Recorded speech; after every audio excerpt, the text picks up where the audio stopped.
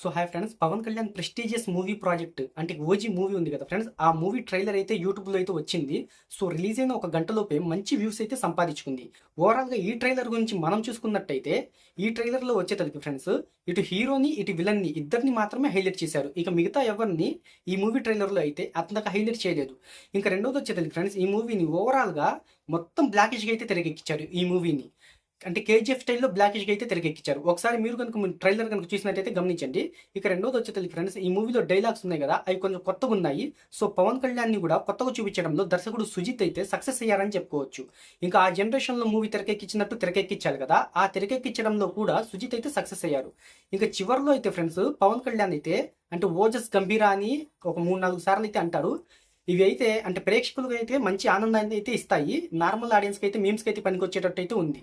ఇంకా మూడోది వచ్చేది ఫ్రెండ్స్, ఈ మూవీలో ఎవరినైతే హైలైట్ చేయలేదు. ఇంకా అంటే మీరు కనుక ఈ మూవీ ట్రైలర్ కనుక మీరు చూసినట్టయితే మీకు ఎలా